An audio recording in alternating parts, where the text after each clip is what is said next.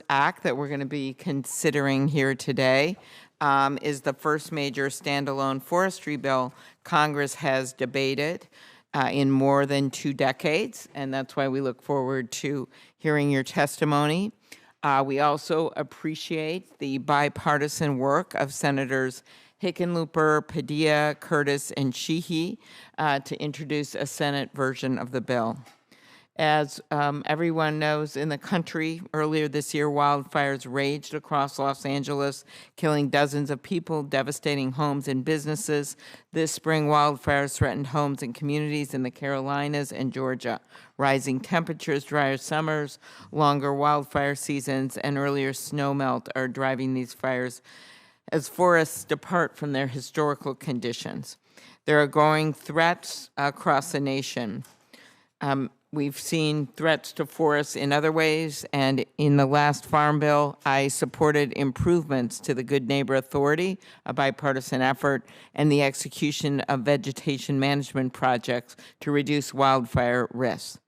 Now the size and scope of these fires and the level of need for forest restoration make it clear that we must do more to improve current tools like the Good Neighbor Authority, and we must invest more in wildfire prevention. In recent years, I've supported additional permitting flexibilities and investments in wildfire risk prevention. As a result of these laws, a record-breaking 4.28 million acres were treated for wildfire last year alone. Unfortunately, we're seeing from this administration cuts to the Forest Service. The recently released budget proposes deep reductions in National Forest System funding, popular programs that strengthen state and private capacity for managing forests, and forestry research. Eliminating the successful bipartisan collaborative forest landscape restoration program is something that the Fix Our Forests Act seeks to improve. And the budget sadly recommends moving wildfire operations out of the USDA's Forest Service. These are concerning proposals that have an impact on lives and livelihoods. Equally concerning, the Forest Service has reportedly lost more than 4,000 employees since January. And while many wildland firefighters have been exempted from workforce reduction initiatives, I'm concerned that many Forest Service employees with so-called red cards have departed the agencies. These employees are crucial. Funding is another important consideration as the committee discussed this important bill, the Fix Our Forests Act. In its latest update on the wildfire crisis strategies implementation, the Forest Service reported that in some areas there's more work to do than workforce capacity. And regardless of what the USDA calls its wildfire strategy, what remains the same is the need for tree thinning and prescribed fire to occur on some acres. The new Wildfire Intelligence Center, fireshed assessments, increasing the pace and scale of forest restoration work, and reforestation, all of these new authorities demand resources. We can all agree that more active forest management is needed, but we must make sure we have the resources to do it and we keep the employees to do it. And I just want to thank you, Mr. French, for being here. And again, we're really pleased that there's been such good work done on a bipartisan basis, and I'm sure some of our colleagues will be here soon. So now I'm going to introduce you, Mr. French, or should we wait? Okay. Mr. French serves as the Acting Associate Chief for the U.S. Forest Service at USDA. Prior to this assignment, he served as the Deputy Chief of the National Forest System, where he was responsible for policy oversight and direction for natural resource management and public service delivery programs across the 193 million acres of national forests and grasslands in the National Forest System. He has spent a 34-year career, as I mentioned, at USDA, working in a number of positions within the Forest Service, and his testimony today will be invaluable. Again, thank you for being here this afternoon, Mr. French, and you are recognized for your statement. Then I know we'll look forward to hearing from Chairman Boozman. Thank you, Mr. French.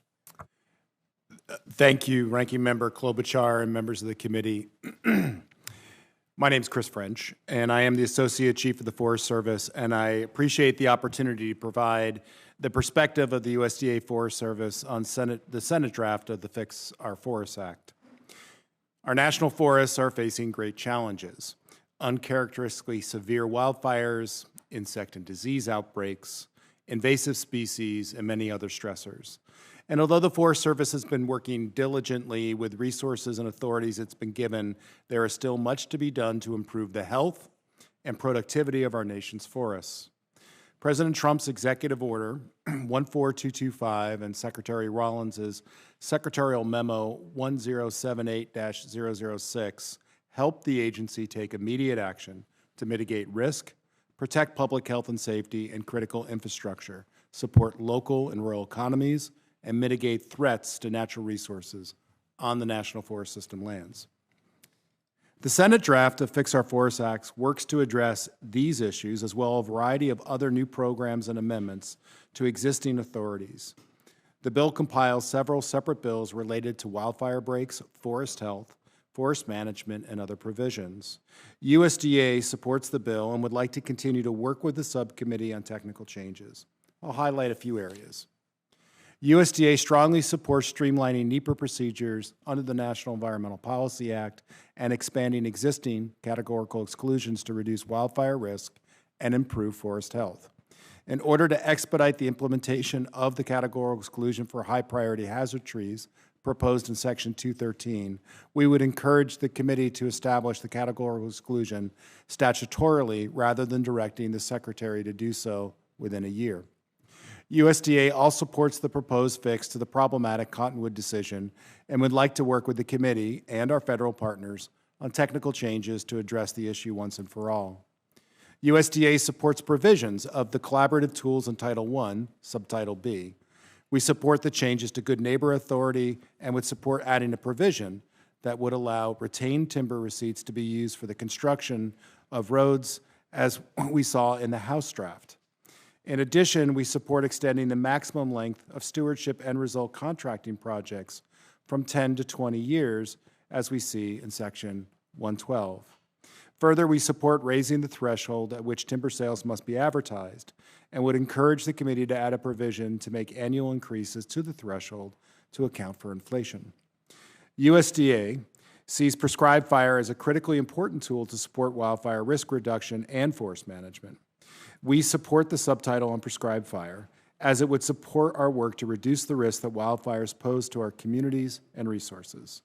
Specifically, this subtitle would strengthen our fire workforce by streamlining certification requirements and increasing their interoperability with our non-federal partners, as well as offering our prescribed fire managers more liability protections. We will be able to strengthen our partnerships with a variety of entities through this new cooperative agreements and contracts authorized by this section. We'd like to work with the committee to clarify a few sections, including on the use of pile burning and the nexus to prescribed fire has with regulatory compliance. Lastly, though USDA is largely supportive of our Fix Our Forests Act, USDA does not support the incorporation of containerized systems into our suppression response under Section 306, given firefighter safety and other operational concerns. Chairman Boozman, Ranking Member Klobuchar, members of this committee, thank you for the opportunity to present USDA's views on this proposed legislation, and I look forward to answering your questions. Thank you, Mr. French, and thank you, Senator Klobuchar, for getting us off to a good start. And we're here to review S 1462, the Fix Our Forest Act, commonly referred to as FOFA. I welcome our witness, Mr. Chris French, Acting Associate Chief for the U.S. Forest Service, for being here today. I know you're a busy guy, but we appreciate you coming and sharing your insight. Members and staff on both sides of the aisle and both chambers of Congress have invested significant time and efforts to bring this legislation in front of a committee today. I want to thank my colleagues, Senator Curtis, Hickenlooper, Padilla, and Sheehy for their tireless efforts in developing and introducing this bipartisan Senate bill. I also want to thank Senator Marshall and Senator Bennett for your work as chair and ranking member at the subcommittee regarding the hearing you convened on March on H.R. 471, the House-passed Fixed Our Forest bill. Finally, I want to thank my friend and fellow Arkansan House Natural Resources Committee Chairman Bruce Westerman, who along with Congressman Scott Peters of California, led an exhaustive bipartisan effort to construct and pass H.R. 471 on the House floor with 279 votes in January of this year. As we all know, wildfires are indifferent to federal, state, tribal, and private property lines or political subdivisions. The Fix Our Forest Act provides us with a unique bipartisan opportunity to modernize and right-size some of the tools and processes our federal land management agencies, states, counties, tribes, rural and urban communities, and private partners across the country need to mitigate the frequency and intensity of catastrophic wildfire while helping to keep our forests healthy and working for generations to come. Similar to the House-passed legislation, S. 1462 identifies and prioritizes the most fire-prone landscapes and provides federal land grant management agencies with improved authorities and technologies to mitigate those risks as exponentially as possible. It enhances the federal government's public-private partnership authorities to increase the pace and scale of the work needed on the ground. S. 1462 rectifies certain processes to mitigate frivolous litigation and remove duplicative review processes to facilitate the Forest Service's ability to proceed with its statutorily required environmental review process for projects on the National Forest System lands. This legislation also elevates the critical need to incentivize innovation and resilience in our nation's forests by prioritizing initiatives such as biochar, nursery capacity, and white oak restoration. This legislation reflects the bipartisan efforts and ideas to mitigate the frequency and intensity of catastrophic wildfire, and I'm pleased members of the committee will have this opportunity to further explore FOFA and hear from the Forest Service on how the legislation will reduce catastrophic wildfires and improve forest health. I'm grateful for the work our colleagues have done on both sides of the Capitol and the aisle that brings us to this point. I look forward to working with my colleagues through the committee process before the end of this work period to deliver these essential improvements and modernized tools to our federal land management agencies. And with that, we will start with our questions, if I can find them.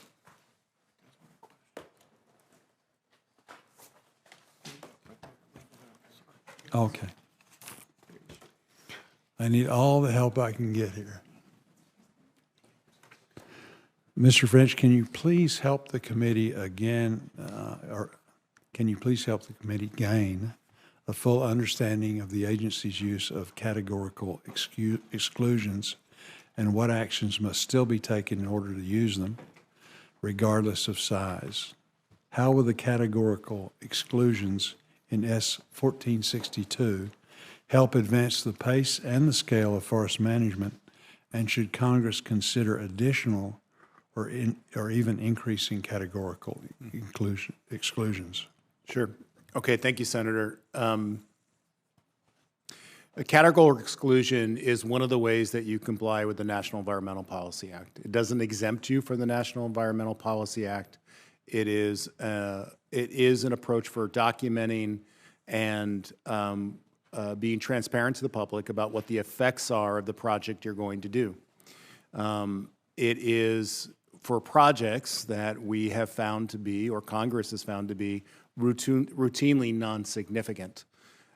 For a project that may be considered significant under NEPA, we may look at an environmental assessment, or we may look at an environmental impact statement. So a CE is a project that has been found to be non-significant, and we are disclosing the effects of that project to the public through the categorical exclusion process. You have to comply with the National Historic Preservation Act, the Clean Water Act, the Clean Air Act, and the Endangered Species Act, and you have to be regulated and go through the processes with those agencies on any of those projects. Very good. Mr. French, can you explain how frivolous litigation has slowed down the forest's ability to conduct proper forest management to reduce fuels and how this legislation would help alleviate these delays. Litigation, especially in certain parts of the country, add a lot of additional process and analysis to the projects that we do. I'll give you a few examples of this. So the most litigated areas that we have in the National Forest System are up in Montana, Idaho, Region 1, California, Oregon, Washington. In these areas, what we generally find is that the level of analysis and disclosure we do through NEPA is considerably longer and more extensive than we do in other places because we're defending ourselves from litigation that we often will get on vegetation management fuels reduction projects. This will add about $100,000 to $125,000 onto the cost of every project.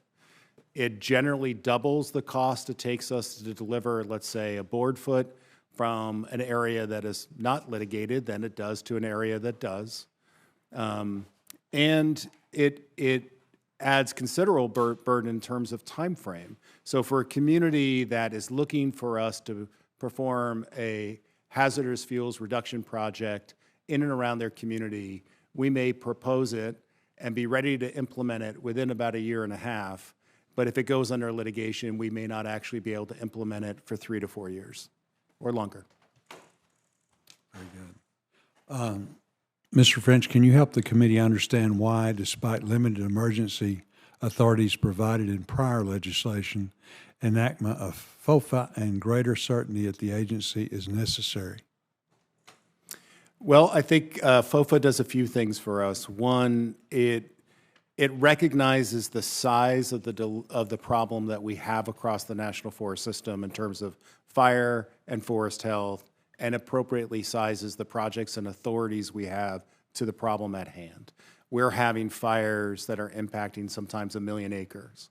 We have fires that are 100,000 acres that are no longer considered exceptional.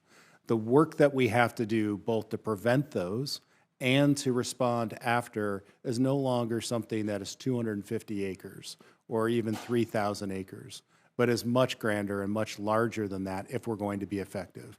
FOFA recognizes that and puts together the set of tools for both us to plan where we need to do our work, but how to do it more quickly, and it puts it in statute so it's not as susceptible to litigation.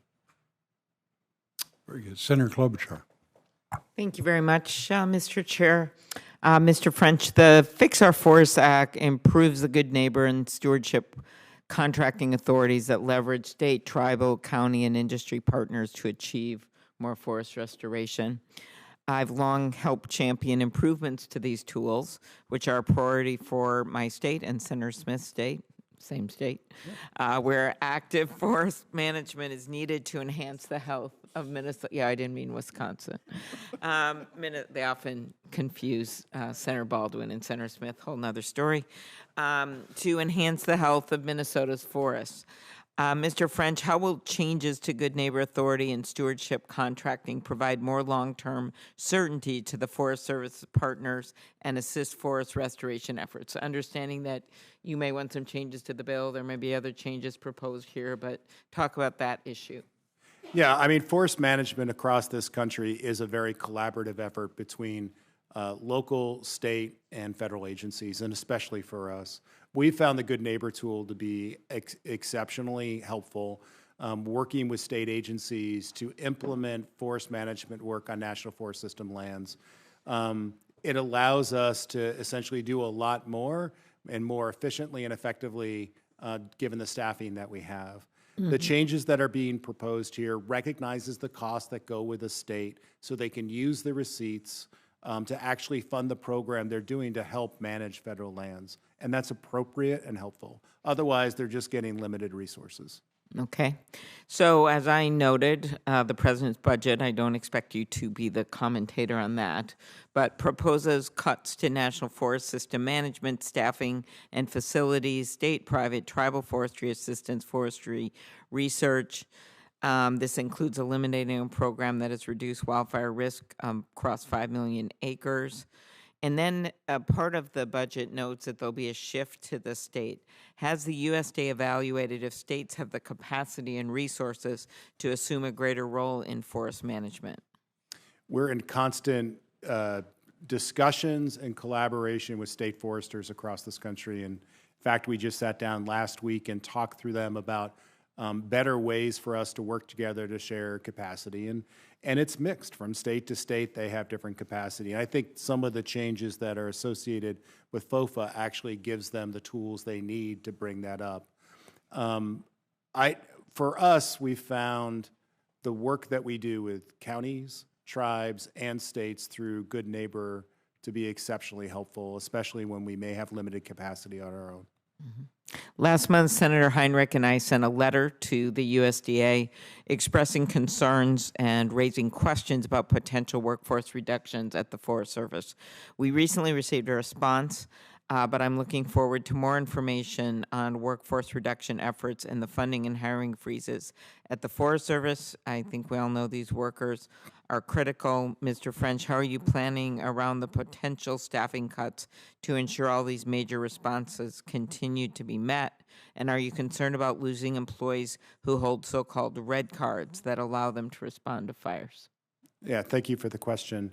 Our highest priority right now, and we just sat down with our leadership team and assessed the changes that have happened in our workforce and the changes that we've seen or the losses we've had for people that were red carded to help with fire. Fire is incredibly integrated across the Forest Service. It's not just primary firefighters, but it is thousands of employees across the Forest Service that contribute and help, especially during that season.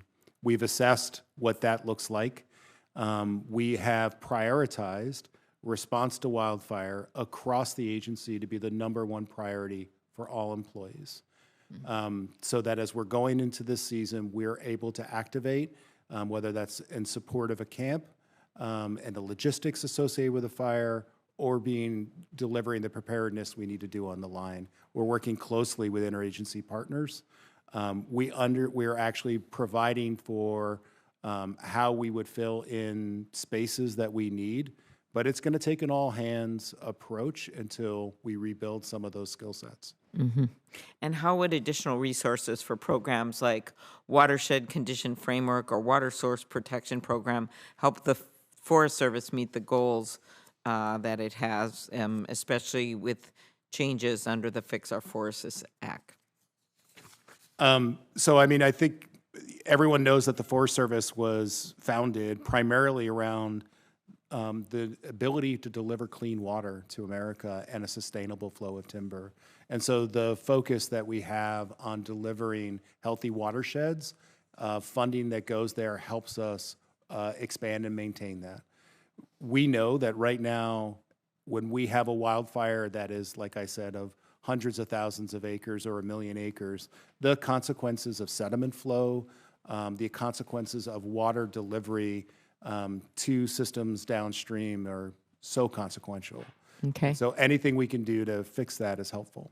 All right. Just very quick last question. Will the Forest Service be able to continue treating more acres once the additional funding provided in recent years is no longer available?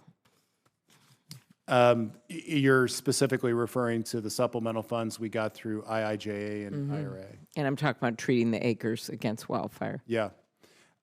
So we've invested a lot of those funds so that they will be able to provide work over time with a lot of partners right now. So we should see that continue for a little while. But essentially, we are going to have to change our business model for how we're doing some of that work if we're going to maintain the acres that we're doing right now.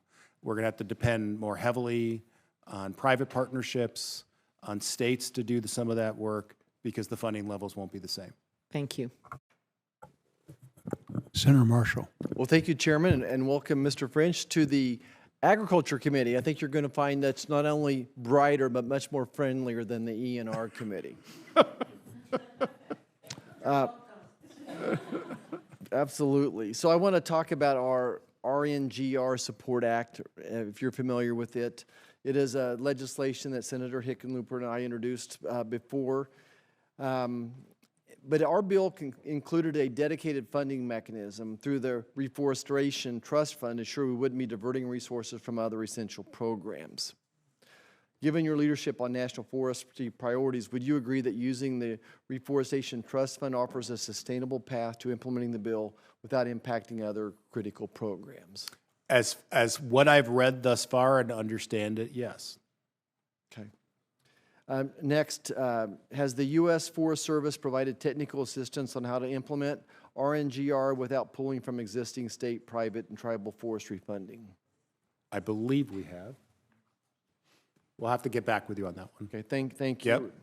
Is the agency open to state representation on the Wildfire Intelligence Center Board, as is the case with other interagency entities in the fire management system, such as the National Multi-Agency Coordinating Group and the National Wildfire Coordinating Group?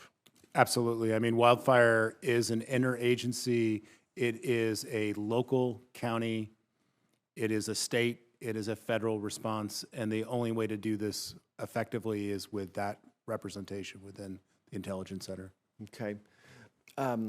It's kind of a general question. Has it been your experience, or do they have the potential, I'm referring to mills, whether it be a paper mill or a lumber mill, do they have the potential to contribute to the proper management of forests? Absolutely.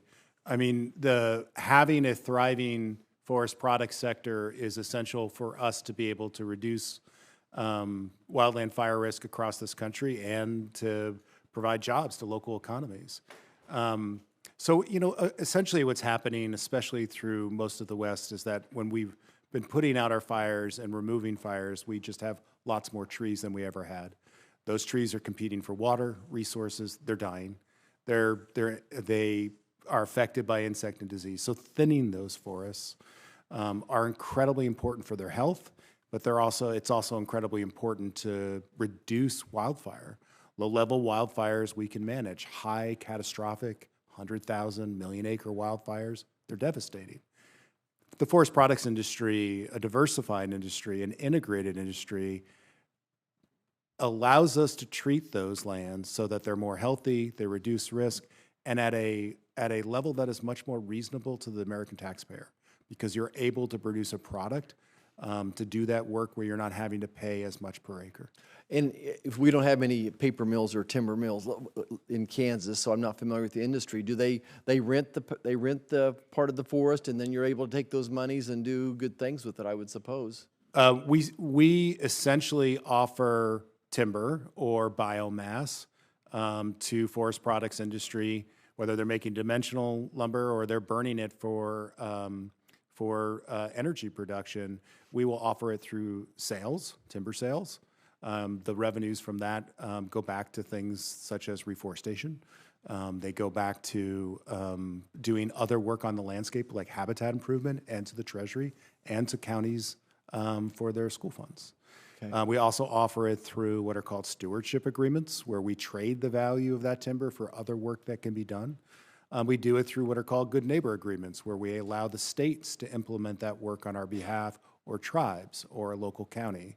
So we have a variety of mechanisms that we use in order to essentially remove that material and put it to market.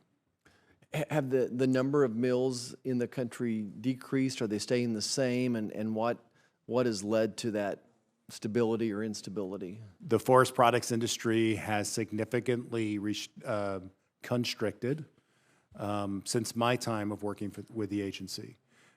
It's based on a number of things: market conditions, housing markets. It can be based on softwood lumber that's coming in from other places like Canada, and it can be based on not having local supply, and that's usually the issue that can be associated with us. We generally supply somewhere around 6% of the softwood in the United States, and for some mills, they have a very diversified area. They draw from private lands, state lands, from federal lands. Other areas are very dependent on federal lands. And so when there's a decrease in what we offer, it affects their ability to stay open. Okay. Thank you so much. I yield back. Thank you, Senator Smith. Thank you, Mr. French, for being with the committee today, and thank you, Chair Boozman, and also our ranking member for holding this hearing. And before I get to my questions, what I would like to do is to highlight two small forestry and lands issues that are really important in Minnesota that I'm working on. The first is my bipartisan Ty-Blatnick Act. So this is a law which ensures that these counties in far northern Minnesota, Lake and Cook and St. Louis counties, receive a source of revenue for hosting federal forests. They've done this for decades. And this is a small bill with a technical fix that would be a huge, make a huge difference to these counties. It passed through the Senate last year. And we need to move it again this year. And the second bill is a House bill, also bipartisan, passed the House earlier this year, which would just basically facilitate a land exchange between Chippewa National Forest and land held by this family lodge, Bowen Lodge. The exchange is supported by the local community, supported by the local tribal nation, Leech Lake Band of Ojibwe. And since it's passed the House, it also needs a path here in the Senate. Now, I raise this because I think that it would be smart for us to figure out if we can work together with the Forest Service on a lands package in this committee before too long. I think it would just make sense that if we are working on this forest management legislation, that we find a way to move some of these non-controversial and non-expensive bills at the same time. So I wanted to raise that and appreciate your attention. No, we appreciate that, and I understand totally. I think every member of Congress understands that these things are much more difficult than they should be, so we'll help any way we can. Thank you very much. I appreciate your attention to that, Mr. Chair. Let me turn to my questions, Mr. French. I want to ask you about an issue, a Minnesota issue. I've heard heard from our folks in Minnesota that the Department of Government Efficiency is blocking contracts to distribute seedlings for reforestation in the Chippewa and Superior National Forests in Minnesota. And as you can imagine, I'm sure you know, these seedlings are harvested and planted to grow into the next generation of trees that support our timber industry. The work is time sensitive, especially in places like Minnesota, where the planting window depends on a lot of extraneous factors like weather and snowpack and so forth. So, Mr. French, can you tell me now, or could you respond to me when you can, what does the Forest Service plan to do to address these delays and to make sure that seedling plantings can occur on a schedule that will preserve forest health? Thank you, Senator. So for all the contracts and other mechanisms that are being reviewed through the Office of Government Efficiency, we are batching those in the priority things such as disaster response, those things that are time sensitive such as reforestation, seedlings, and working very closely with them to get them moving and through the review process. So could we follow up and see about this specific issue and what we can do to make sure that this happens? Of course. Thank you very much. The second issue is related to the spongy moth. Okay. Okay, so this just last month, the Minnesota Department of Agriculture had to cancel plans to treat our forests against this invasive species because federal funding didn't come through. So spongy moths cause millions of dollars in damage to forests across the eastern United States, and now they're moving westward. And as you may well know, these moths eat all of the leaves off the trees. That kills the trees. And then, of course, it increases the likelihood of wildfire as a result. And we're about, sadly, to miss this small window of time where we can effectively treat our forests while the caterpillars are still small.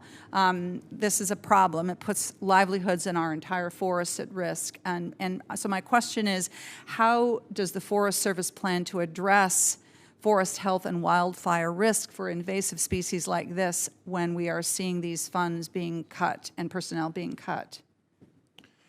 I think, you know, in terms of the funds you're talking about, which is essentially become assistance for states for dealing with forest health issues, we're advocating as our state foresters across the country for the importance of addressing forest health issues and the role that these funds play. So that advocacy is useful, of course, but advocacy without the funds to accomplish the work won't accomplish the work. I'm not going to put you on the spot because I understand the position that you're in, but I mean, would you agree that we need to be able to figure out how to pay for this stuff? I would say is that in the 26 budget that the president has released, they've made the policy oversight about how they want to see those funds very clear. In the current set of funds, they're going through reviews through the Office of Government Efficiency.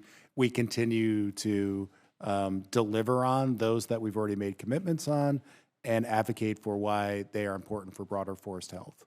Well, this will be a conversation that will continue. I think this will be, this to me is an example of something that is very economically sensible to make this investment in order to protect forests so that we can then get the economic benefit from these forests down the road.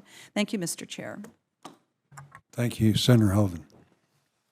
Thank you, Mr. Chair, and I don't want to spend too much of my time on it, but I did want to tell the senator from West Virginia that Roger Marshall did just take off on his scooter. So in case his staff wanted to get out there and commandeer it. Yeah, I tried to stop him, but he pushed me down. Yeah, exactly. First off, Mr. French, thanks for being here, and thanks for the work that you do. You've been out there state a number of times. You've been responsive. You've taken action, and I want you to know we appreciate it very much. Though, in regard to this issue, wildfires, we always think of those as forest fires, Smoky Bear and all that stuff, but we had over 100,000 acres burned in North Dakota on the grasslands, and it not only killed cattle, but two people were killed in those fires, and so these grassland fires are a real thing, and they move, lightning quick. Very fast. And we have dry conditions. I know you know about it, but that leads to my first question, which is in the Fix Our Forest Act, it primarily, focuses on forest fires, but talk to me about what it's going to do to prevent and reduce fires in our grasslands. Okay.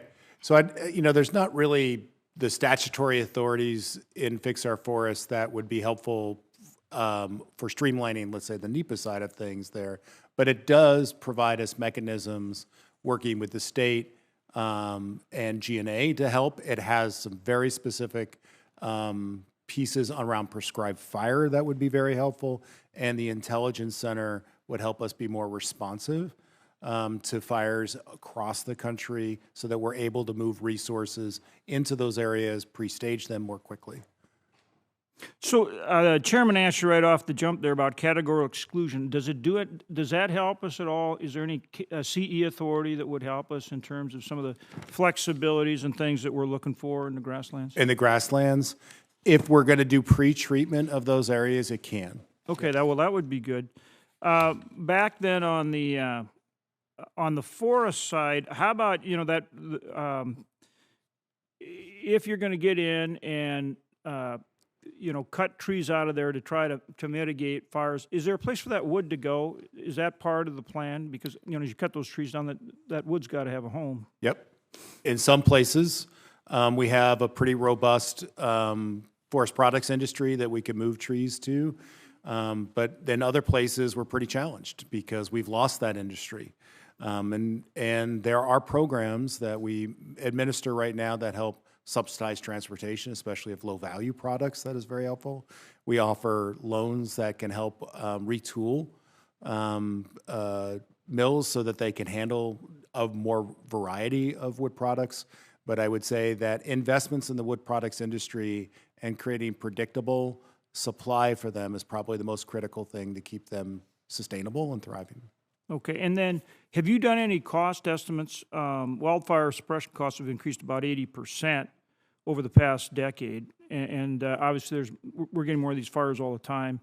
So have you done any anticipated cost savings with the Fixed Our Forest Act? I am not familiar with what those would be, and we could certainly get back with you. Okay, and then both President Trump and actually Governor Newsom out in California have taken emergency action on some of the wildfire, permitting some of this wildfire mitigation work to go forward. Are those orders something that is also covered on a permanent basis by this legislation? So we would see some of those things on a permanent basis? Yeah, that's one of the strengths of this bill is it actually takes some of the things that we do for emergencies that allow us to move more quickly and codifies them, and that is very helpful for us. Is there anything else that's not in this bill that you want to bring up or would recommend that it should be included or considered for this legislation?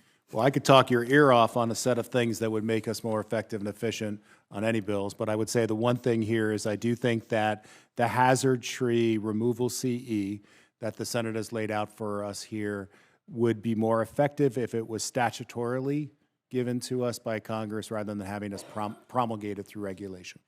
Okay. Thank you very much. Again, thanks for being here, and thanks for the good work that you do. Thanks.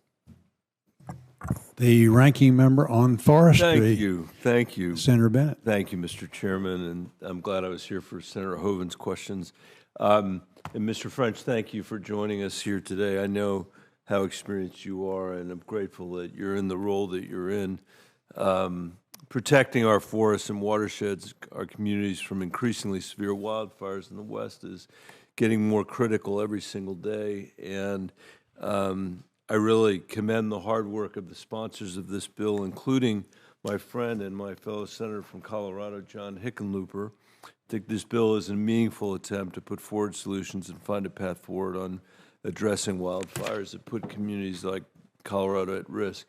I want to say to the chairman, though, and I would have said this in front of my friend John Hickenlooper, I think it is very important for this committee to be exercising the jurisdiction that we are over this bill. I think this is a place where we can bring the voice of Senator Hoeven and others to make sure that in the end this is a product that we can all be proud of, and I look forward to working with you on that. I'm grateful that you are having this hearing.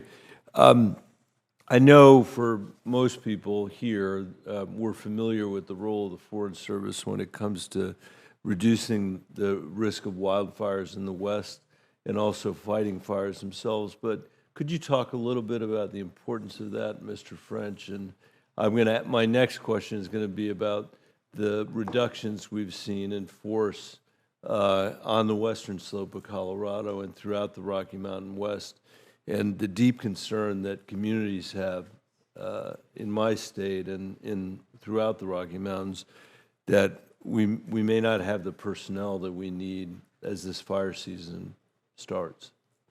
Thank you, Senator. Wildfire, as I said earlier, is completely integrated across our entire agency. I started my career in southern Arizona and spent 10 years in my first permanent position in wildfire. And you learn when you're in a position like that when you're running a local engine or you're a part of a shot crew, that those communities really depend on you to know the land, to respond quickly, and to be able to essentially take care of things in a way that are thoughtful about the community and neighbors that you're a part of. As we've seen wildfire grow across the agency, the interagency approaches and the role that we play in coordinating those have become incredibly important. Forest Service manages 75% of the wildfire resources in this country. Almost all the aerial contracts that we have that states and other federal agencies depend on. But more importantly, when you look at that system, we are the people that in most of your forest communities where we have large fires, they're the ones staffing along with folks like CAL FIRE and others, that local station that is providing a response that people have come to depend on. We have and I'll kind of get to your second question maybe preemptively, is that during the workforce reshaping that we've been asked to do, we've made it a priority to exempt our primary firefighters, and we've made it a priority to essentially look at other skill sets in the agency that are being left as people are taking some of the programs right now of prioritizing our workforce as the most important piece that we need to do is provide adequate fire suppression response. Well, I would say I appreciate that. It's been deeply, deeply disappointing to us to see the numbers of Forest Service personnel with red cards who have been separated from the agency at this moment.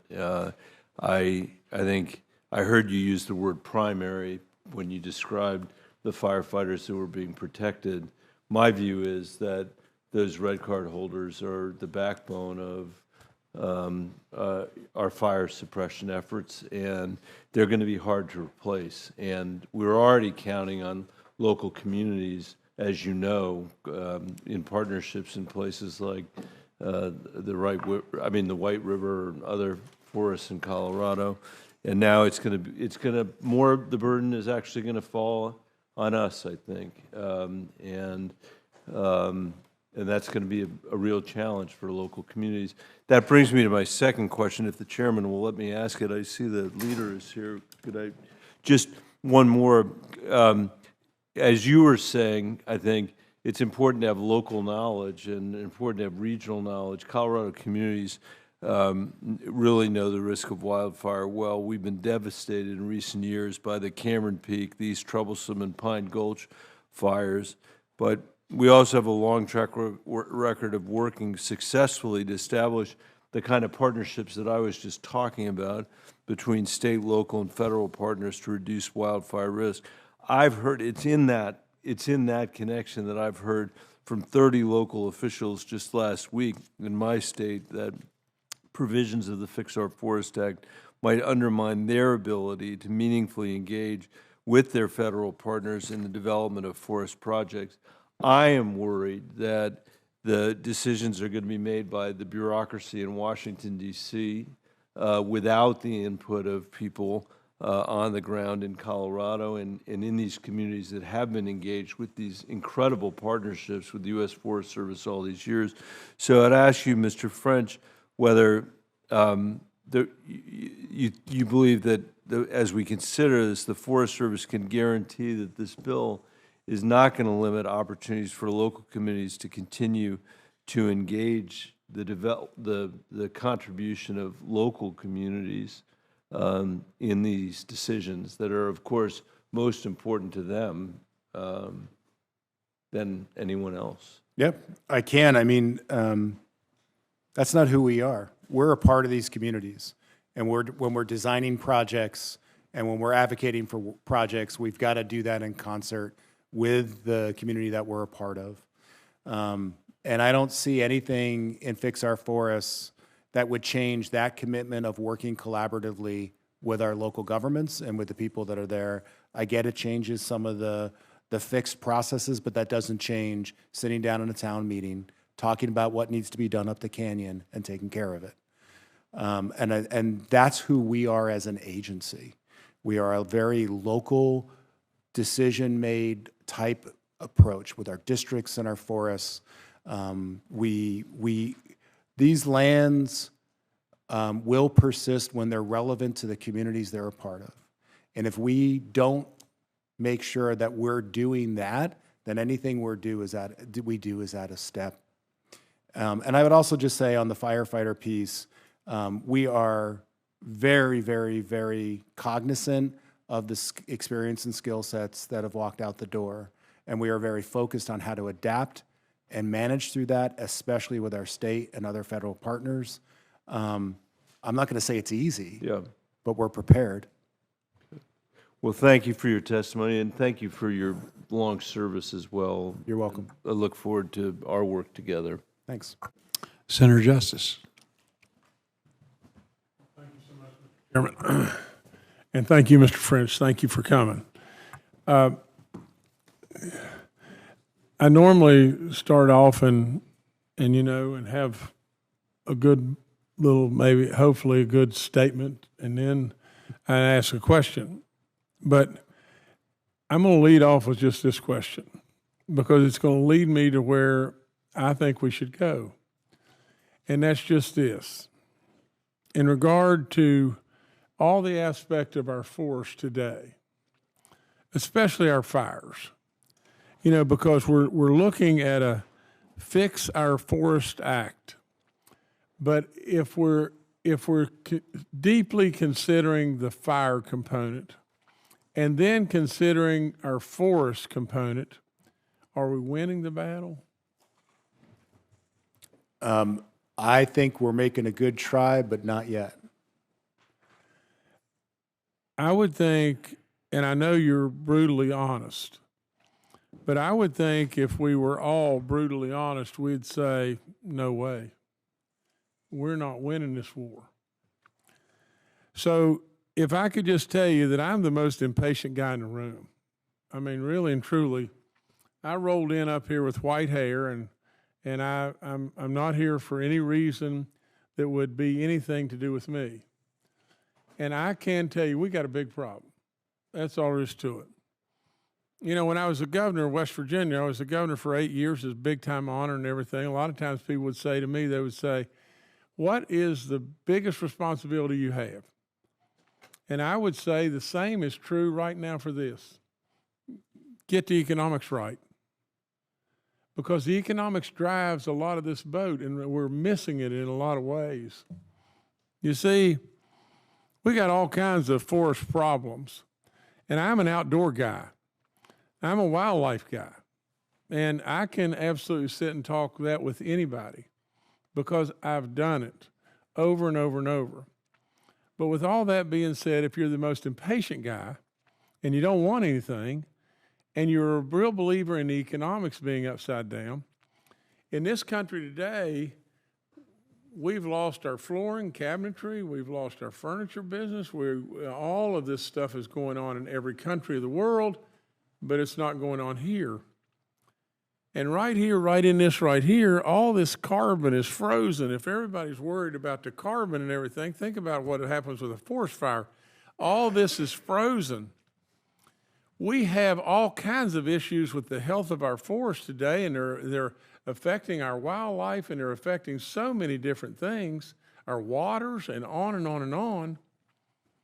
And yet in West Virginia, we're cutting a third of our growth, a third of our annual growth, you know, and so the trees are growing 3 times faster than we're cutting them. They're falling on the ground. They're causing all kinds of issues, and as soon as a small fire goes through, all the carbon's released right into the sky, when it could be frozen right here. And we could have industry right here, and we could have jobs right here, and we could have healthy forest right here. We got to get the economics right. I will promise you, at the end of the day, the economics are upside down. And I will promise you we're losing the battle. Now, how do we get the economics right? And there's all kinds of different ways, but our forests in West Virginia alone clean up an equivalency of 21 coal-fired power plants a year. It's unbelievable what they do. That's our hardwoods.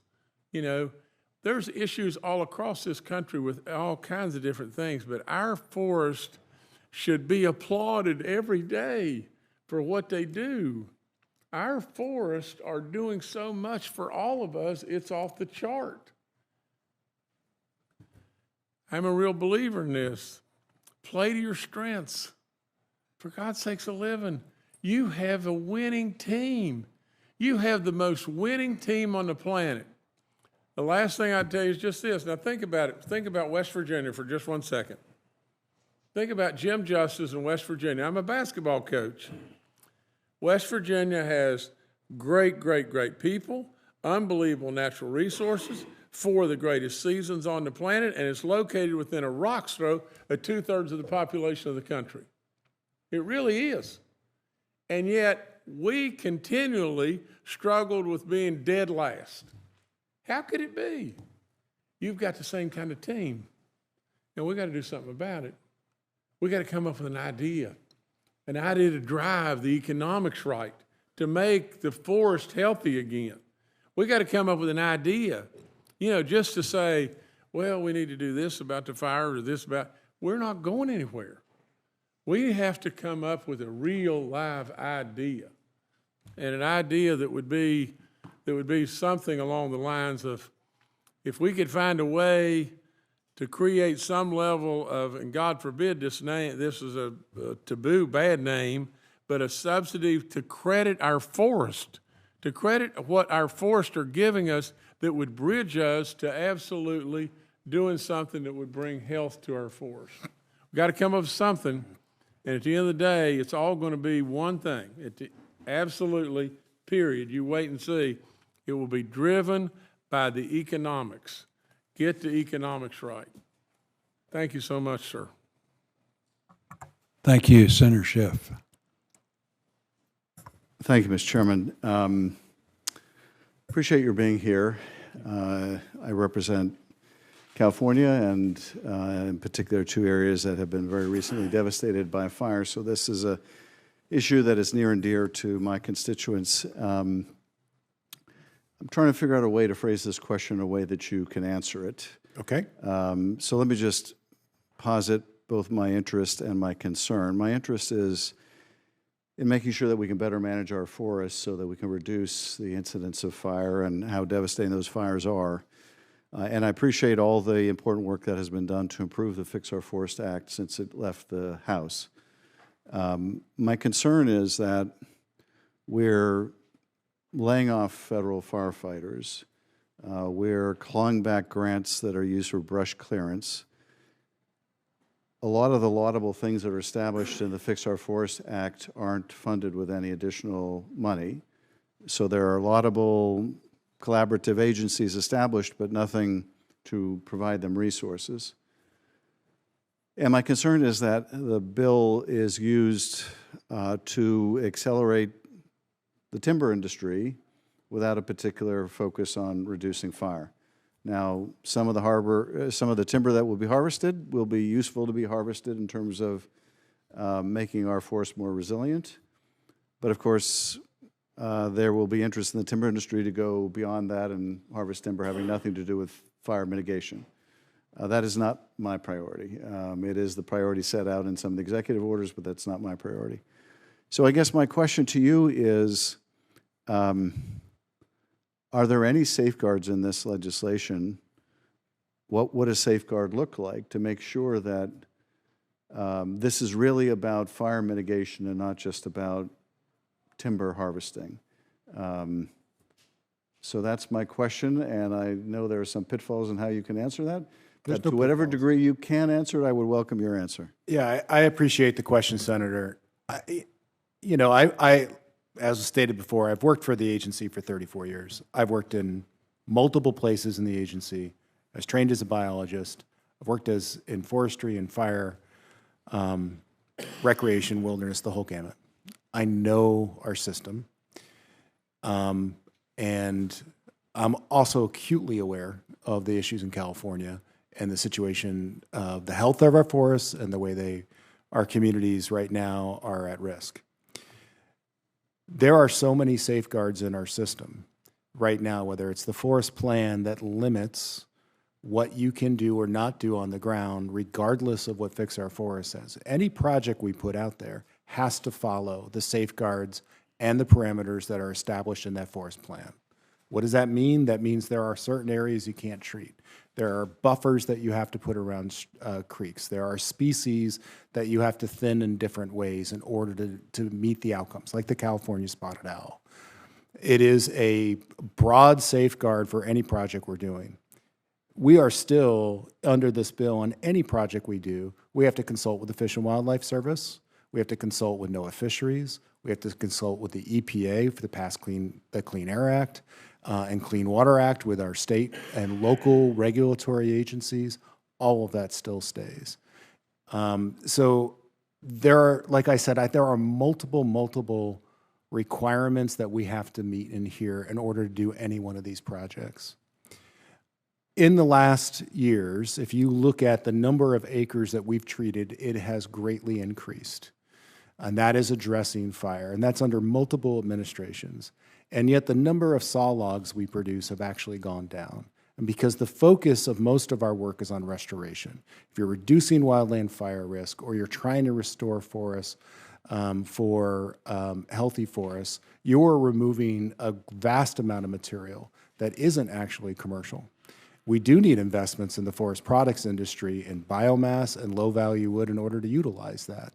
And if you look at the amount of material that we remove through timber sales, we harvest less than 0.1% of our national forests on any given year. It's somewhere between 200 and 250,000 acres. That is such a low number when you look at what our forest plans actually would allow. And I tell you this as a lifelong career person, as an advocate for our forests, for the habitat within our forests. We do things well and right. And there are just a litany of safeguards that are in place. Most of the arguments that I see around our work is where is it occurring? Is it happening fast enough? And whether we philosophically agree that removing material or timber harvest is appropriate on a national forest. Thank you. If there's time later, I'd love to ask another question. Thank you. Senator McConnell. Thank you, Mr. Chairman. If people around the world have heard of Kentucky, it's usually for two reasons. The Kentucky Derby, which was last Saturday, and bourbon. Bourbon has a lot of challenges right now because of the tariff wars. For example, up in Canada, they've taken bourbon off the shelves. So I think it's safe to say people in that iconic Kentucky industry are not happy about the tariff wars and hope that it will be over soon. But I want to raise something I'm sure no one has heard of. Our iconic bourbon industry is critical to us. 95% of the bourbon in the world is made in Kentucky. The $9 billion industry supports agriculture, forestry, manufacturing, distilling, bottling, construction, and transportation jobs, just to name a few. Kentucky bourbon is synonymous with the white oak tree, which is used to age our state's signature spirit in wooden barrels.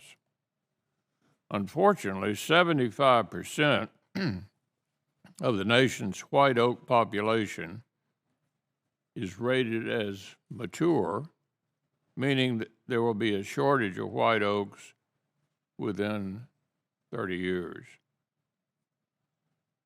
Congress must act to ensure the preservation of this invaluable resource.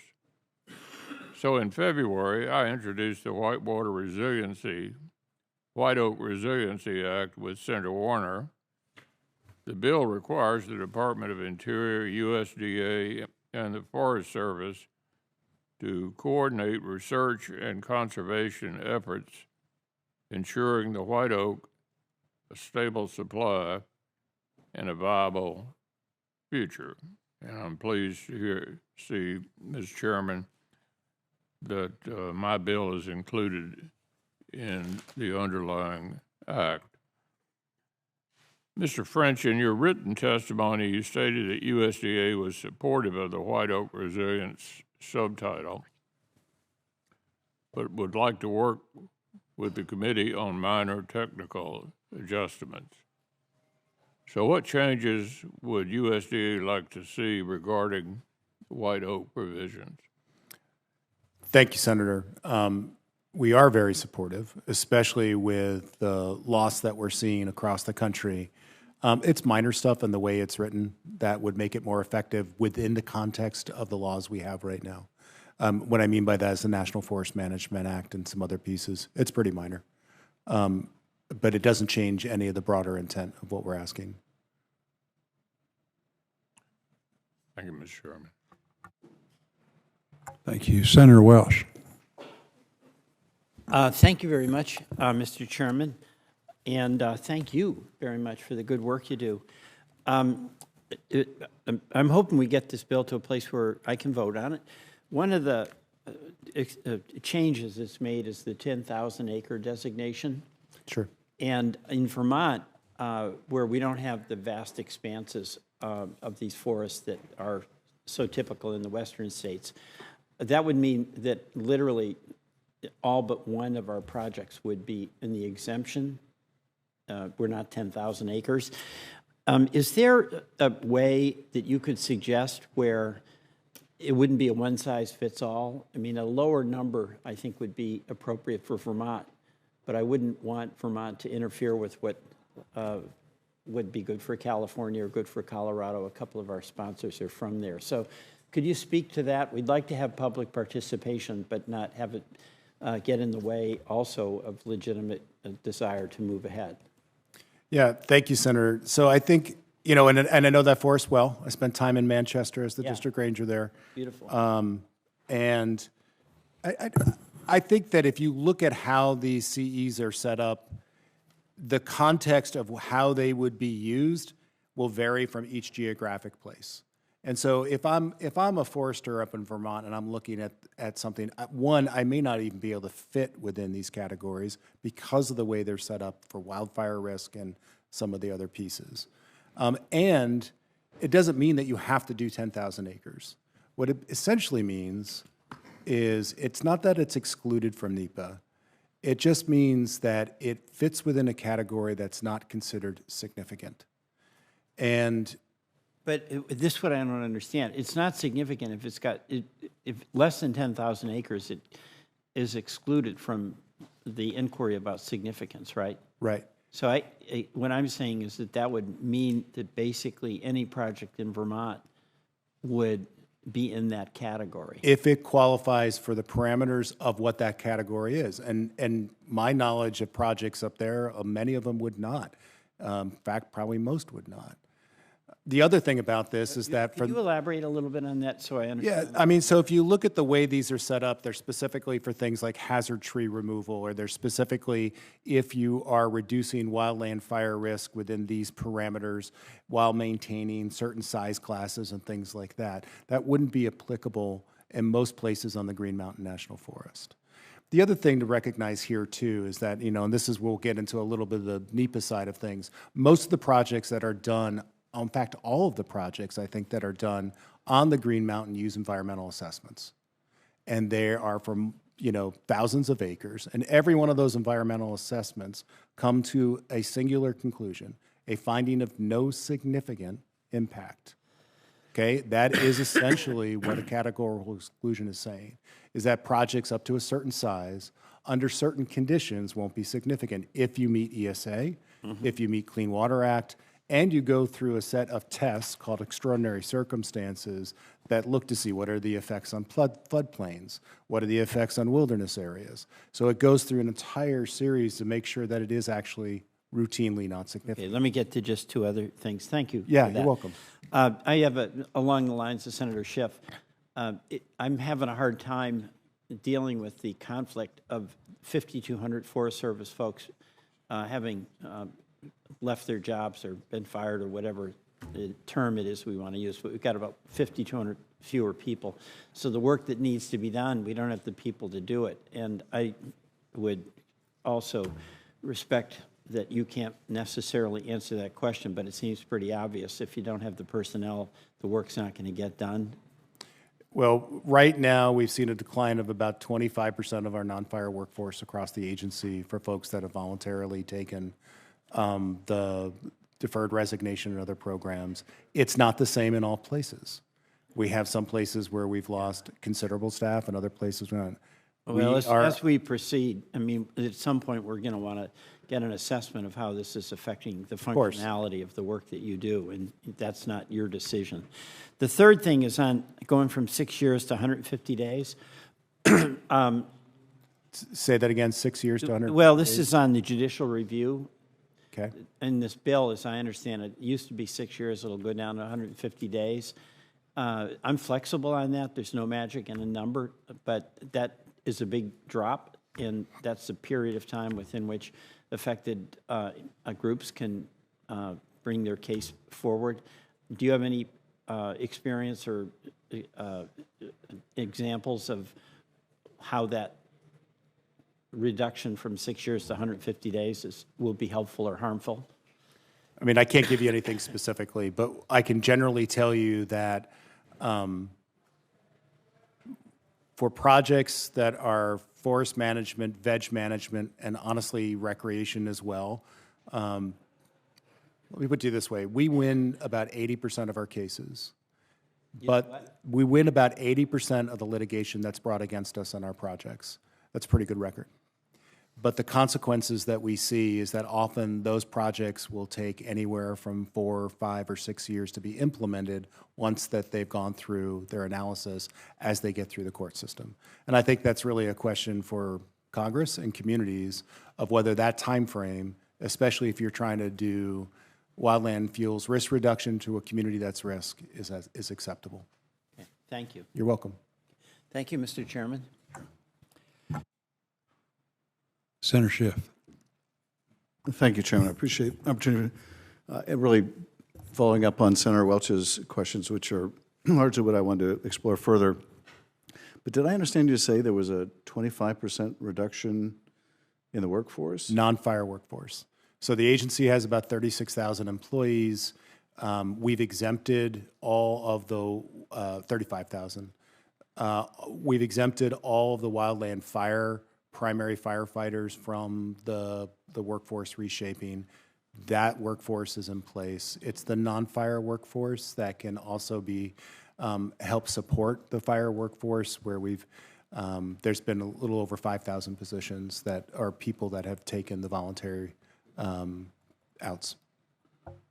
That's really striking. So a quarter of the non-fire workforce have taken advantage of the fork in the road to leave the Forest Service? That's currently what we're seeing. And then you've got the additional people that got the probationary letter, or have they been rehired? All the probationary employees have been rehired if they chose to come back. And I think the budget includes another cut to the Forest Service, does it not? It cuts us down about 63%. About 63%. I believe so, on the current budget. How would it be possible to do anything other than timber harvesting contemplated in this bill with those kind of reductions? We're going to need a lot of help from our state partners, our community partners, and others in the work that we do. I mean, do your state partners do the kind of other mitigation work that we're talking about in the national forests? Through Good Neighbor, they do, yeah. Wow, that is just staggering. One last question to follow up on Senator Welch's question, because I had the same concern about going from 6 years to 150 days. Generally, how soon after there is a decision is litigation initiated? That is, it may take a long time to get through the suits that are brought, but generally how soon after decision is litigation brought? And is the problem more how long it takes to get to the end of the litigation than the length of period after which you can file suit? I don't have that data, but we can follow up with you with the specifics on that. What I can tell you is, there's 3 general effects that we see. The first is it increases our costs considerably in areas that are highly litigious in terms of the price per unit of what we're trying to deliver, like a fuels reduction, a trail, or a timber volume. It increases the time considerably in those areas for the amount of work you have to do to get yourself prepared for a project to hit litigation. So you're doing a higher level analysis with more analysis so that you do better within the court system. So the cost per project is generally going to be $100,000 or so more than a place than we don't have a litigation. And then generally what we're going to see is that for those areas where we have high litigation, like I think there's about 360 million board feet of timber product that's held up in Region 1 right now under litigation. Generally, with injunctions, those might last, 3 to 6 years. So it's that period of time and the unpredictability it can create to the forest products industry, but also to the communities that are looking for that work. Let me ask you one other thing. I was in the far north of the state and visited one of the dead forests where there was aerial seeding And the forest, I think it was mostly spruce that grew up, was so dense, light couldn't get to the forest floor, and it's essentially a dead forest. But there are a lot of trees still standing in that dead forest that have no limbs, that are crowding out the rebirth of redwoods. What has impeded the ability to log those trees? Why are they still standing? Is it just not lucrative enough for the timber industry? Well, I mean, no. I mean, this is a huge issue for us. You know, and I talked about earlier about areas that we have fires, and you've seen this from Northern California to Southern California. Like, look at those fires up the Feather River Canyon that go up to Quincy and places like that. We can't get in there effectively and salvage that timber. And the importance of doing that, by the way, is not just about driving economic value for what's left in those logs, but it's about going in there and reforesting. It's about removing hazard trees where people can't drive on roads. Like, I can't put a crew in there to plant trees because of the risk of those trees falling on them. So you have to use aerial seeding. We can't go in and effectively salvage those trees because we generally get sued. Those trees lose their value about a year to 2 years after the fire has gone through. So if I put all the effort into doing an EA or an EIS, that's going to take us somewhere between a year and a half, and then we get sued, which is pretty common on salvage sales, all the value is lost, and we've put all that effort in, on hundreds of thousands of dollars to get that thing cleared, and then nobody will buy it because all the wood's deteriorated. You have to move quickly to salvage timber.